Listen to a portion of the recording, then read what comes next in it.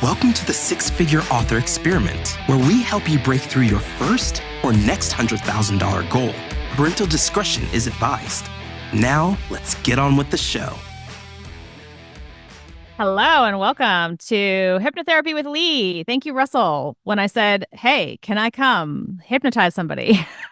I mean, happiness is nothing if not an enabler of everyone's weird things. It's just a weird thing, but my story goes, I wanted to be a writer. I told myself I couldn't be a writer because I absorbed what my parents believed about creativity and art. And I worked a sales job that I hated and really slammed the door shut on writing until I went to a hypnotherapist, this weird guy at a business or networking meetup. And he said, you get a free session and it's like a massage for your mind. And I love massage. So I'm like, sure. Show up, sit in his chair, fall asleep. I wake up and he's like, wow, you go really deep. And basically what he did was he talked me down. And that's the first part. You just get really relaxed. If you allow yourself to get relaxed, if you don't want to, then you can block it. You're allowing yourself to do absolutely everything in a hypnotherapy session. So the first part, you get really relaxed. And then he made some suggestions about success. I have no idea what he said. And then he talked me out. And that's the third part. So beginning, middle, end. And I walked out of his office and became an author.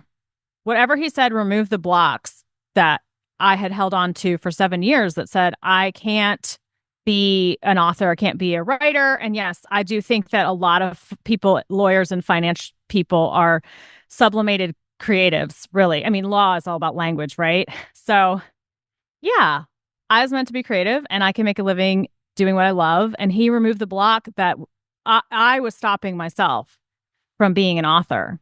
And it just was so effortless that a couple years ago when I was feeling a little stuck, I started studying hypnosis and hypnotherapy. And basically all it is allowing your mind to relax. And right now we all have beta brain waves going, and they just kind of loop like this. And then when you relax or meditate, your brain waves start looping slower, and they're theta brain waves. And they've studied monks and their brainwave state when they're meditating, and it's theta waves. Actually, before theta is alpha. You go into alpha, and that's like a waking state or a sleeping state, like just before sleep. Have you ever gotten a story idea when you're falling asleep, or thought of something and fixed a character problem, arc problem when you're waking up, and you're like, oh, you're unconscious. You allowed your unconscious to kind of bring it to mind, and in the alpha state, you're very, very creative, right? Which is why sitting and staring at your computer might not be as generative as you think it is, because you're not a writing robot, you're a human. So all this to say, you're going to access some different brain waves. It goes alpha, theta, and then all the way down to delta. And if you go into delta, it feels like you're sleeping, but you're probably hearing everything I'm saying. And in September, I went to a writing retreat with Heather Hildenbrand, and I got to do this for all the writers there. And one of them woke up and was like, I don't know what just happened, but I had a nap. I'm like, well, good. Maybe you need a nap. And then a week later, she messages me and says, I don't know what you said, but I got an all-star deal. I got a book bub, and I've inherited $142,000. I'm like, well, some of that might have was already going to happen, but maybe you were more likely to apply for the book bub or do the thing. It's also likely that you're noticing it. And when you notice it and go, I love this, more please, your mind goes, oh, okay, we're going to do this now. We're going to look for opportunities. We're going to look for money. Can I say two things about this really quickly? Because I was talking to, I love, you write a lot with Renee Rose, and she says, I'll have that too. When she's like, instead of saying like, oh, I'm jealous of you, or I want that, she's like, oh, well, I can just have it. I have it now. Like, I'm going to have it if I want it, and it's going to come to me. Yes. Yeah. So you'll all have that too, please. I'll have the $142,000 fall in my lap next week, please. Absolutely. And the other thing is, it's funny you said the thing about once you see it, you can't unsee it. This is a big thing with, so I've taught my wife how to taught how to spot when people are kneecapping themselves or self-sabotaging themselves, like just having a 5-minute conversation, how many times they say no, or I can't do that, or I won't do that, or like that won't happen, or like nobody would buy that. She's like, I literally can't unsee this now. It's like literally constantly every human you talk to, no matter like, unless they are very, very, very, very, very conscious of it, do like they will kneecap themselves I do it to constantly. myself. Yeah. I was like, you're not going to say that anymore about yourself. Yeah. I don't care if you think it's funny. You're not going to say, "Oh, I'm just weird." Yeah. I So, mean, if you have a, and I was like, I would never say that to Renee. So that has a negative connotation. I think weird can be a neutral term, but in my mind, it wasn't. So I'm mhm, not saying that anymore. Unless I'm sure. like, I'm beautifully weird or something like that. Sure. Because Yeah. we are kneecapping ourselves all the time. And yeah, then you turn into a coach because you're like, I will fix you all. Yeah. I say things like, I don't like those first two things you said, but I like that last thing you said. That was the opportunities. So, like, what if we just reframe that first thing that you said as like maybe it's unlikely to happen, but it's not impossible because the chance of a whale falling on your house is very, very, very, very, very, very low, but it is never zero. And if a whale can drop on your house in a minute, like you probably can become a successful author. It's way more likely for that to happen than a whale falling on your house. Absolutely. Absolutely. Which is why I do so much mindset work now. Cause it's at a certain point, like the tactics aren't, the tactics, you don't believe. And that's okay. Cause we all get into that rut. And life is about disruption. Actually, all story is about disruption. But anyway, um, now that you said that about words, everyone has said something in this room. Everyone has said, when I am rich, when I am wealthy, when I have made it, when my book hits the New York Times, when I get the deal, when I get the film deal, when I lose 10 pounds, whatever, I will fill in the blank. So write this down for yourself. So I was coaching someone and she said, well, when I make six figures, I will move to Canada. And I'm really paying attention to that because there's a really great hack to let your brain know that you're going to make the six figures now. But you made me think of another person I was coaching because she said like six times, like it all had to do with time, like it's coming or when or it will. It was all future based. And I was like, you can do this now. So when I am rich, I will, move to Italy or travel to Italy or something, buy a new house, buy that car, whatever. So your homework is going to be to at least shop for the car. What I did with the author who wanted to move to Canada is we just pulled up Canada real estate. All right, Vancouver. Okay, great. What's your budget? How many bedrooms? Plug it in to the Zillow. Yeah. When it's done, what do you think will happen? What will you allow yourself to do? I'll melt down my ring and make a new one, whatever. I'll buy myself new rings or buy myself earrings.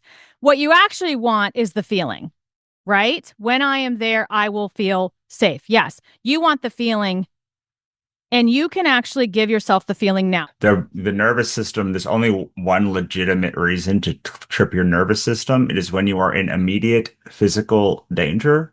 If you are in not immediate physical danger, if you are in immediate mental danger, if you're in immediate physical joy, and you might think that's ridiculous, but like literally most people get like we're so addicted to cortisol that even when we're happy, our body is flooded with cortisol. In fact, like I went through this whole process as well, but I do want to give a shout out to Portia Preston, who's on this call, because she said something in one of our breakthrough sessions and she said, whether I make this at the end, we play this game called 3, 2, 1 Unicorn. And at the end, we have to declare the thing that we're going to do for the week and put some stakes on it. And she said, I'm going to take a break, take a day off, regardless of whether I do this or not, because if I don't do it, I need it. And if I do it, I get it. Absolutely. That would have saved me lots and lots of pain, like physical pain, if I allow myself to take more breaks. And guess where the creativity comes? From a mind that's open and relaxed. Yeah. Mhm. Yeah. actually like the more your vision, the more of the fields you can see, the more opportunities that you literally see, which is why every 30 minutes you're supposed to go outside and look 20 feet in the distance for 20 seconds. And you can't do it inside because there's walls inside. You have to be outside, and your your focus is on this computer. So your brain literally narrows. And like when you're narrow, you're in fear mode, you're in fight or flight mode, and like you're telling your body you are not safe. And if you just stand up and walk outside for 30 seconds, once an hour, I mean, should do at least once an hour. I don't do it once an hour though, so be better than me. But by looking into the distance, you expand back so you can see more of your periphery, and your body literally starts seeing more opportunities because it knows that it's safe. Right. So let's do that now. Go ahead and take your fingers. This isn't that exact exercise, but it is similar. And start wiggling them in your peripheral vision. And you're not really even noticing them. I start to yawn immediately. Yawning is good. That's your relaxation system turning on. And go ahead and you can relax your arms and then look up like you're looking up in your own eyebrows and let yourself blink. This is an easy way to access alpha state. Breathing in deeply.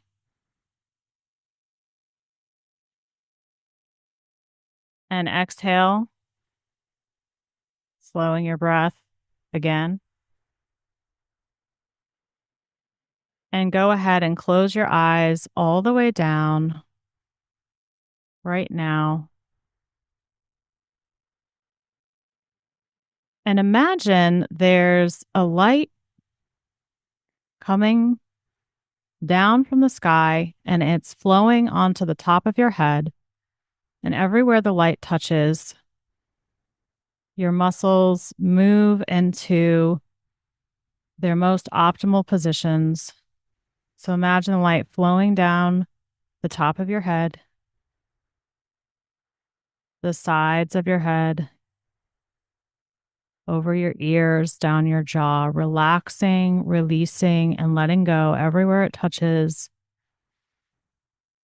Relaxing your forehead and your eyes, your lips and your chin, and then flowing down your neck, washing down your right shoulder, the top of your arm, down your right arm, relaxing your right elbow, right forearm, right wrist, the palm of your hand, the back of your hand, your right thumb, forefinger, middle finger, ring finger, and pinky. Every part of your right arm now relaxed fully. And the light washes down your left shoulder. Imagine it sliding down and relaxing the top of your arm down to your elbow, your left forearm, wrist, the palm of your hand, the back of your hand, your left thumb, forefinger, middle finger, ring finger, and pinky finger. And as the light flows down your chest and back, releasing your spine, blessing and healing every one of your vertebrae, washing down your back all the way down to your tailbone, washing down your chest, moving down, traveling down,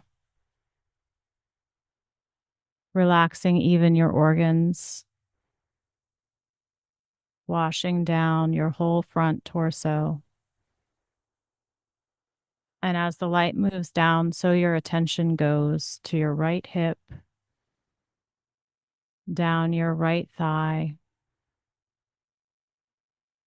right knee, relaxing your right calf, shin and ankle, the top of your foot, the bottom of your foot,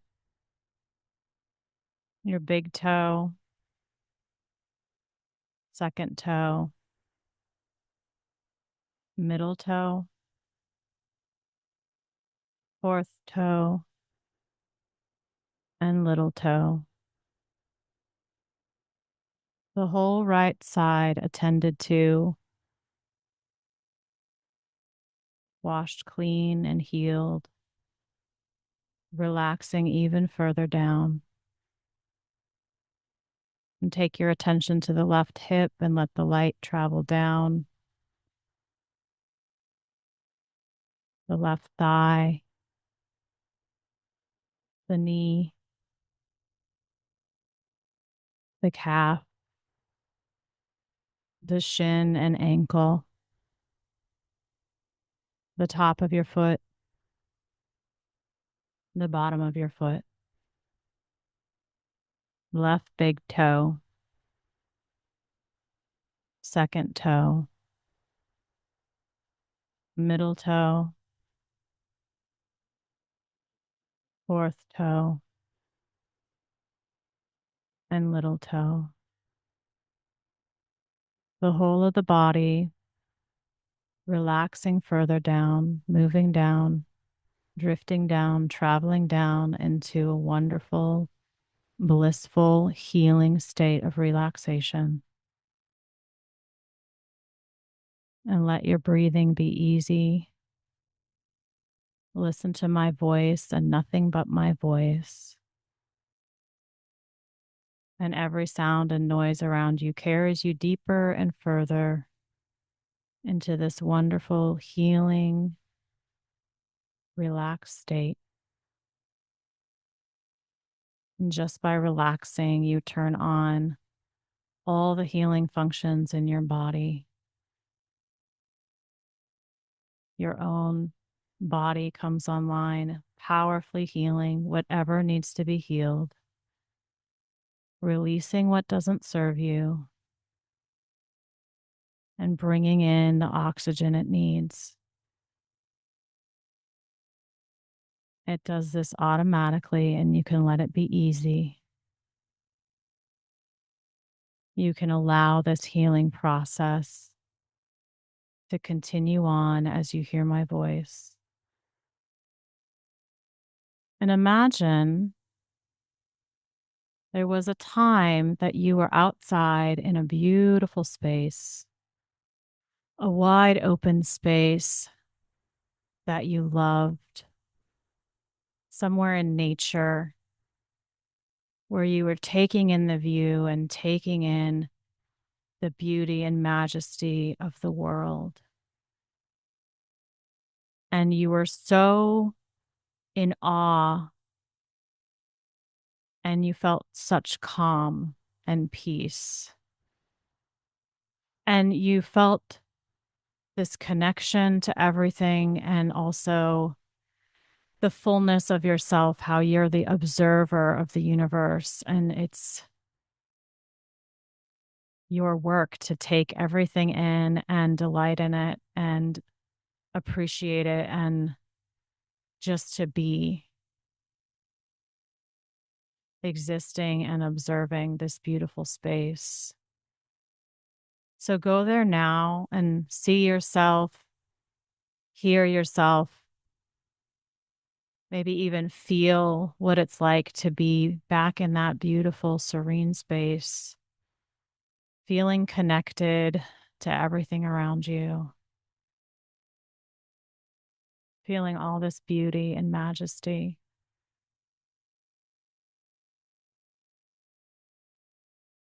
And you can dwell there now.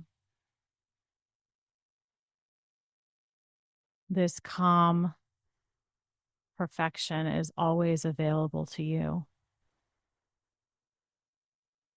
This beautiful, wonderful, peaceful place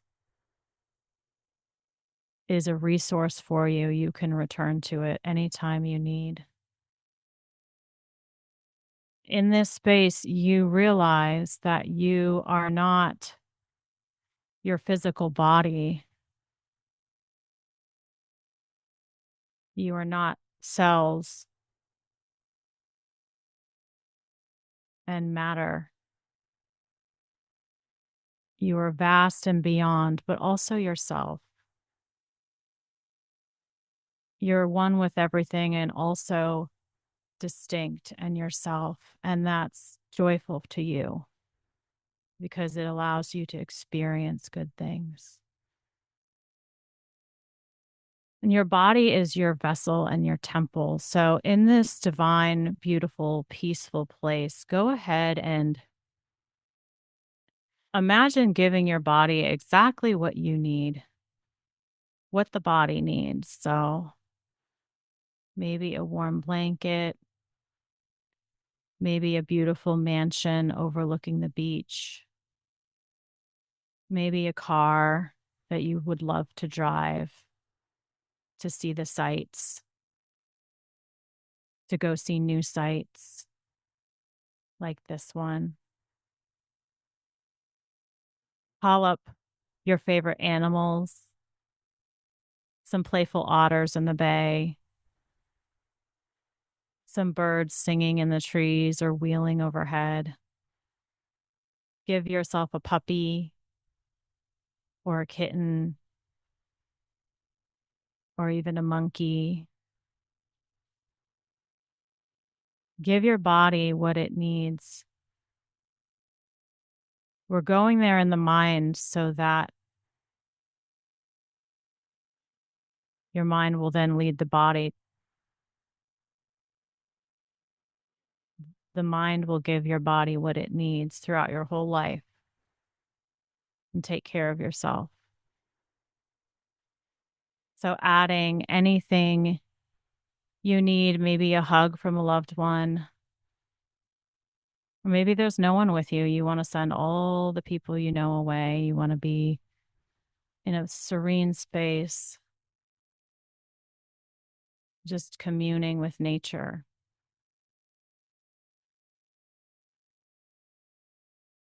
And imagine that you can give yourself love and be the love you need. Go ahead and conjure up the sensation and feeling of love and the sensation of gratitude and add it to this space. Let your mind add it in any way, in any shape, with any color, and any sensation that feels amazing.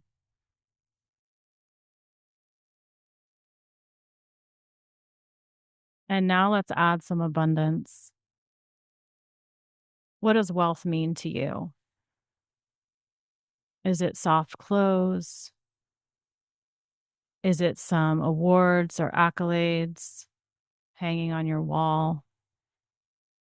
Is it a stack of books to read that you have never read before, but you know that they're going to be your new favorites? Go ahead and add them here. Add the feeling, give yourself the feeling of abundance, of what abundance means to you. Afternoons off, or maybe whole months off, whole years,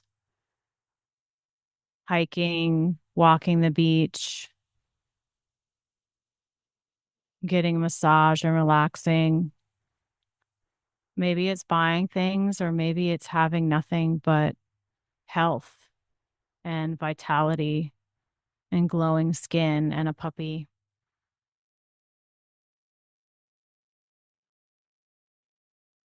Allow these feelings to flow to you now. You give yourself what you need always. Your body is always working on your benefit and on your behalf. And your body deserves what it needs. And you do a great job giving it food, rest, space, clothes, love. And it's time to just turn that up to 100. So turn up the feeling of love for yourself. Every cell, every time your heart has beat in your entire life from the womb on, multiply your love for your heart by that number. And just imagine maybe the color, your favorite color to represent it, just spreading over the timeline of your life. This is the love you seek and the love you crave, and it is right here. You give it to yourself right now.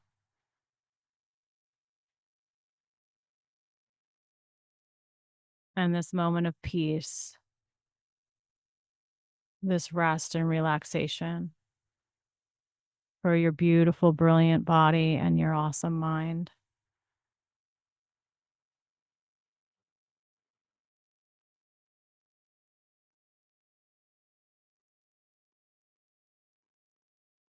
There's a figure in front of you, and this is your future self. And just notice what they look like. They're going to be exactly your height, of course. What are they wearing? You can keep the details around them vague, but see yourself in the future and know that this future self has solved all your problems.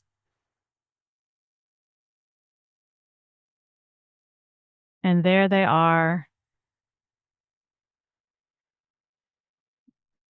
And what resources do they give themselves? Do they give themselves love, peace, abundance, joy?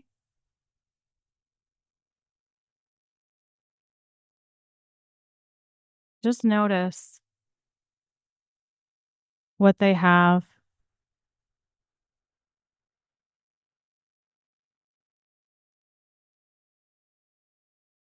Notice and appreciate what's different about them and where you are now.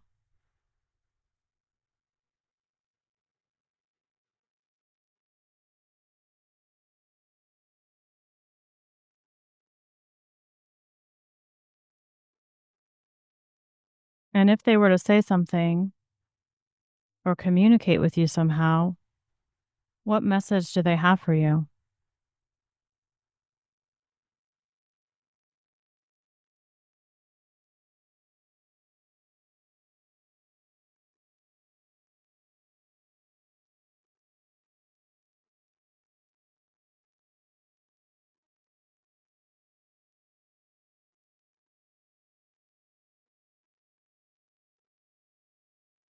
Receive the message.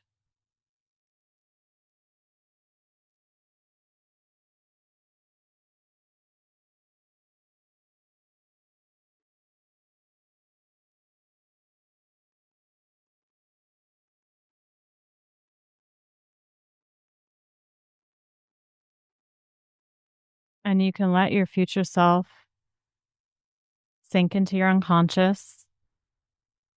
They're always there guiding you, moving you forward, pulling you towards them. They've solved all the problems, so they see past the problems. They have solutions.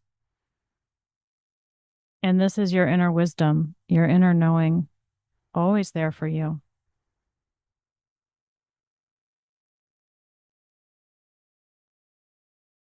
Especially when you get quiet and you let them speak. But don't worry, they're always going to be speaking and they'll break through. In the cracks of the day, you will feel their guidance. They have a gravity that pulls you towards them effortlessly, inevitably. And now imagine the space between you and the center of the earth.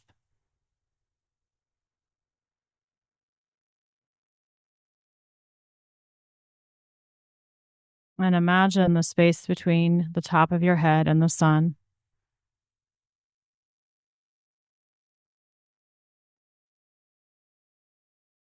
And maybe the moon's off to the right. Imagine the space between you and the moon.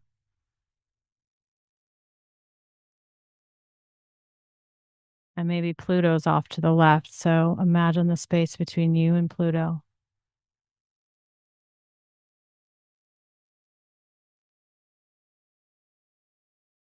Notice how much space there is for you.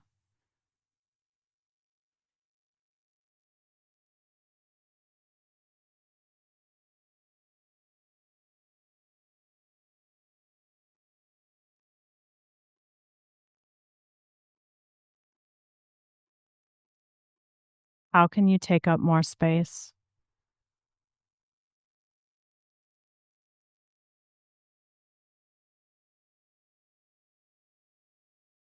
Why do you feel so worthy of taking up this much space?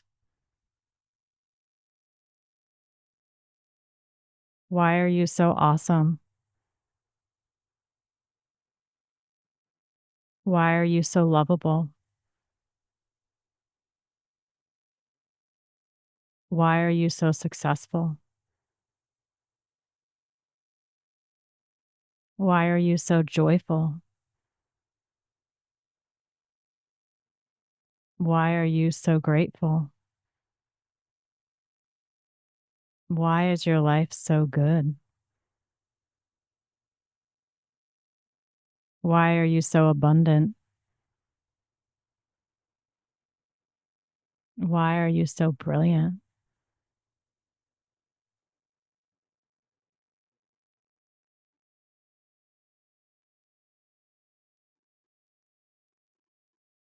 And there was a time when you were a child where you needed some love and care and attention.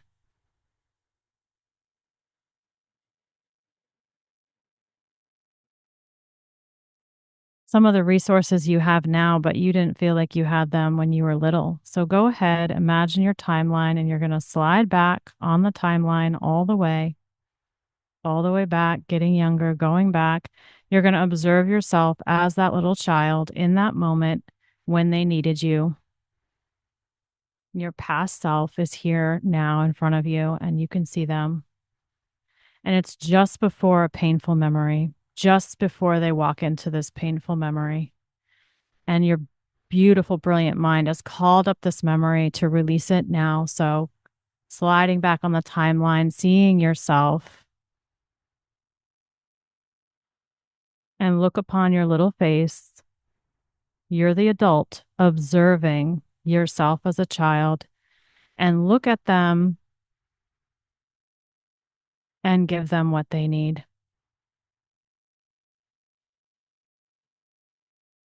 All the love from a lifetime of heartbeats, all the peace you can access now, all the abundance you've experienced in your life. And now call in your future self too to help you, because your future self knows even more certainly about all the resources that you have available to yourself.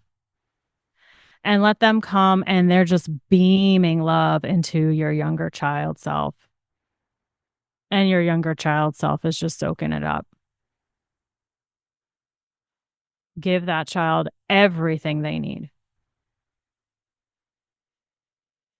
Love, care, attention, a trip to Disney World, a hug, money, ice cream, a puppy, rainbows and unicorns and fantastic stories, stories that you've written. Show them your books. Look what we create. Look what you have to look forward to.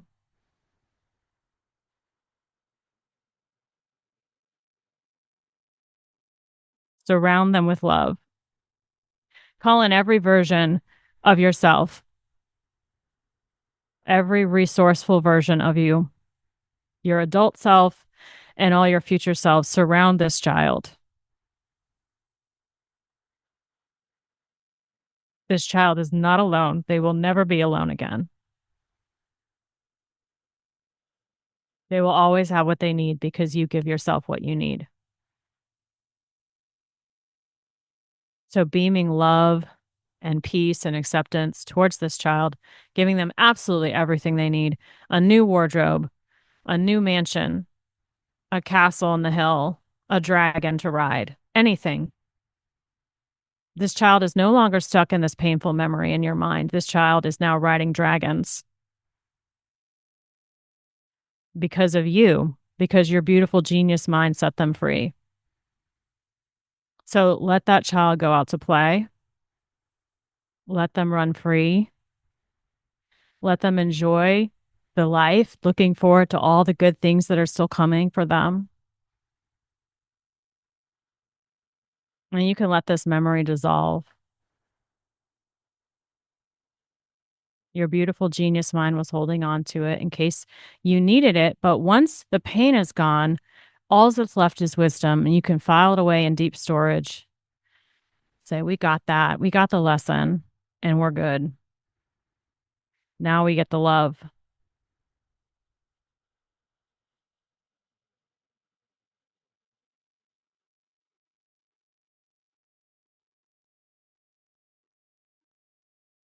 So taking a deep breath in and feeling the love from all the future selves beaming towards you also, because when you send out love, you open your capacity to receive. So you're receiving it all in an infinite loop. Feeling good, feeling relaxed, breathing deep. And in your own time and in your own way, you can open your eyes and just breathe easy and come on back.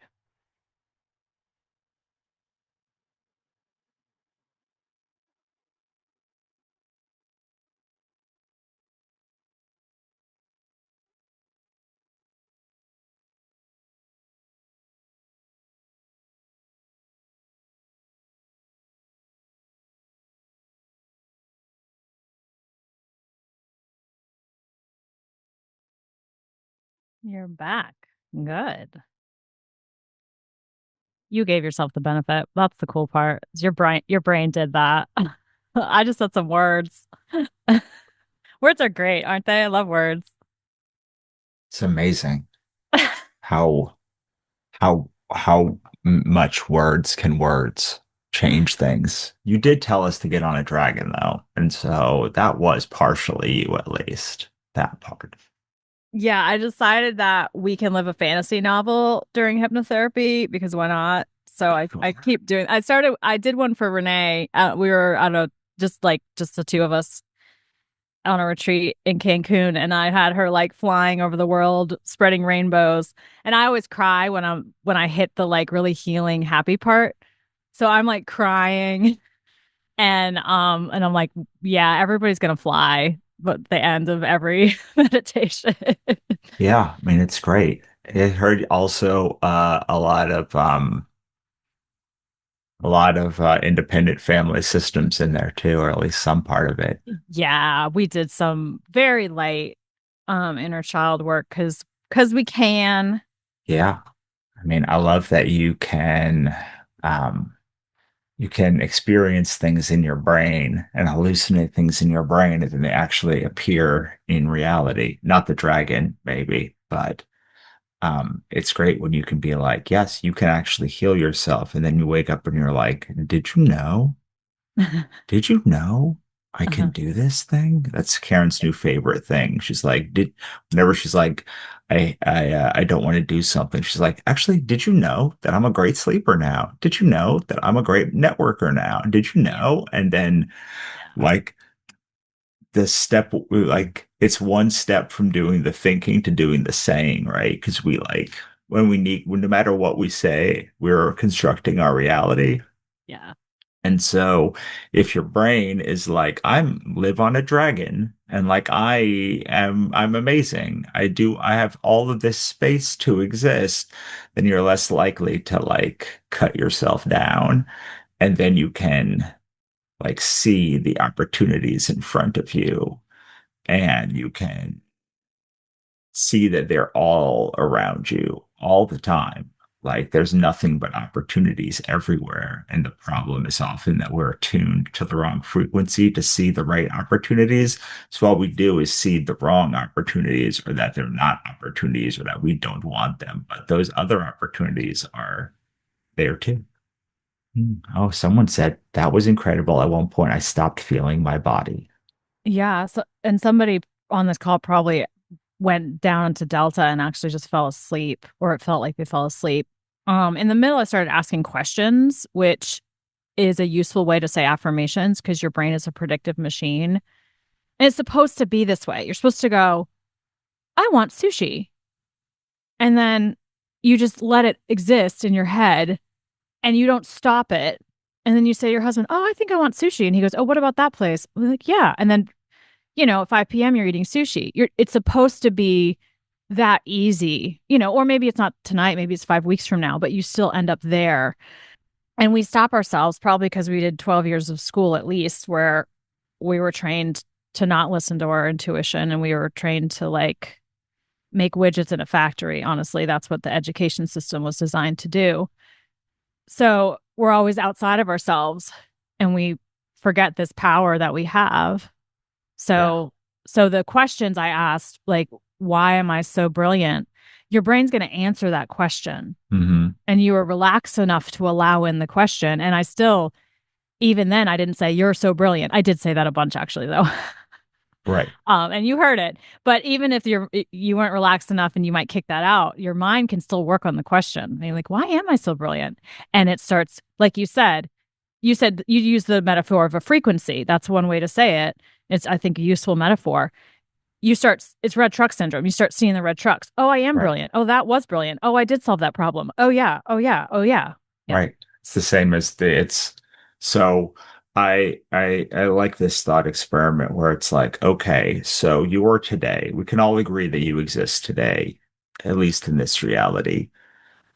So have you ever not been the person that wrote the books you did today that got the success? Like if you look backwards, you would be that person, just you have not done those things yet. And in the same way, the future you is just the same you. It's like you're already that person. You just like have to go through the stages to get there and you have to go through the days to get there. And you can pull the days forward, push them back.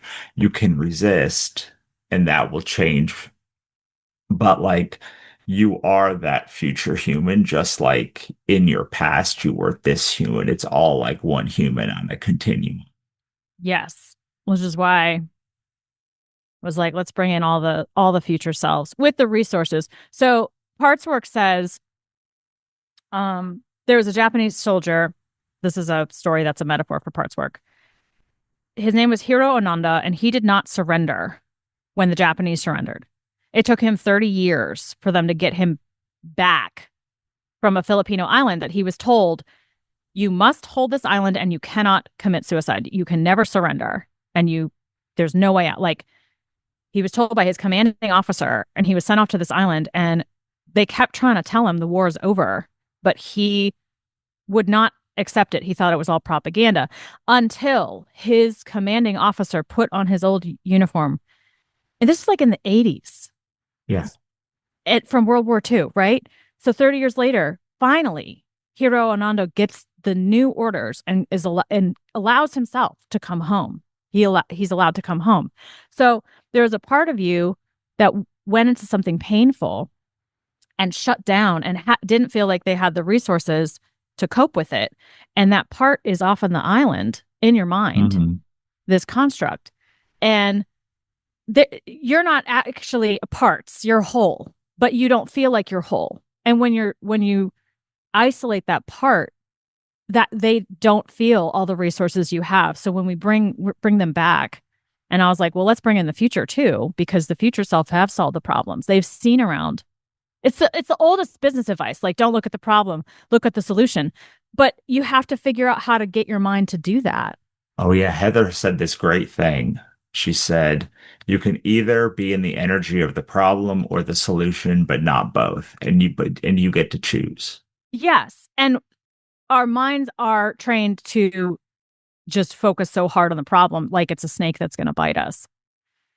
And then, and then as kids, those parts get abandoned on those islands. So hopefully that brought a part of yourself back because, and just reminded yourself that you are whole Yeah. and you have access to all the resources I mentioned, the love, the joy, the peace. You are the source of those things. And when you say, when I do this, I will buy the house or whatever, what you actually want from hitting the New York Times or finishing the book or getting all the critical acclaim or just making the money or losing the weight, you want a feeling.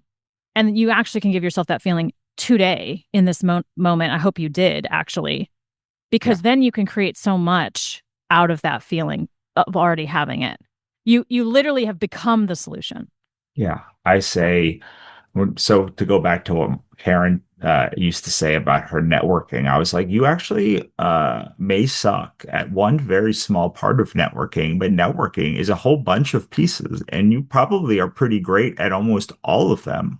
Like you make friends, you like know how to write email, like you have social media, like you know how to have a conversation, like you know how to go to a place and like meet new people, like you do all of these things well. It's just like in this one area, you get a zero currently. You can improve that part, but you probably are really like a 98% or 90% at most of the things that you do. Um, I'm going to read before we get out. There's a bunch of comments in here that I think we should read. Yeah. I also held not feeling to be good at all things. There's no need to be unilaterally great at everything. The pressure will be there, and I'm capable of protecting my truth and that I don't have to give in. Another person, did you know, reminds me of remember when we project our future self as though it already happened. Learned that from Lee and Renee. Yeah. Yeah. I mean, I see protective barriers and see around them. Protect your capacity. So the things I heard, protect your capacity, effort with ease rather than strain. Yeah. Oh, my future self reminded me that I haven't yet met all of the people that will change my life. Mm-hmm. Yes, there's a bunch of that was wonderful. Cat came and sat on my lap. I did fly. It felt like being in a balloon, expanded indefinitely. Then, oh, it was so amazing. I woke up crying, feel so free. Good. Yeah, Crying's a release. yeah, absolutely. And I like to think, before as we go out of here, the last thing that I will touch on, unless there's more comments, is this idea of protecting your capacity. Have you ever tried to open a jar and like when there's strain, you're not doing it? Like when you actually open the jar, it's easy. When you try to open a medicine container, if you're making it do this and you're not actually opening it, like it clicks. Most things click with ease. Maybe that's not the greatest example, but like I tend to think that we get taught to smash into brick walls until they break Yeah. when we could just like Flow walk like water. around. We could just Yes. like go around the wall and you're like, oh, Absolutely. well, someone said like where there's no door, there's a window. I'm like, but like, why is that door locked though? Like And maybe it should be locked. Maybe like we don't have to go into every door. Like maybe that building if you go down the alleyway they already created for you is a better path instead of trying to jump through a window that's like 3 stores up. What do I know though? Well, sometimes you have to meet the guide, like Portia was saying. Mm-hmm. Yeah. And you talked about you have keys and locks, and it's like you don't have to be know it all. If you're the love for yourself, you believe you deserve the answer, and you ask the questions to find the people. And if those people are shitty, you go fuck you, and then you bring in your future self to love you, and then you find the person who isn't going to be shitty and who's going to help you. Right, exactly. Okay, there is a real question. Do we need to do this? I mean, not that all the other questions are questions, but I said I was going to stop doing that until there were questions, and there's like one additional one that I see. Do we need to do this every day to maintain momentum? Tend to have so much resistance, so guided may be preferred and the most beneficial option, but like how can we continue this? So this is my preferred way of meditating because it's like nap and grow rich. And I have a ton of meditations on my Lee Savino YouTube.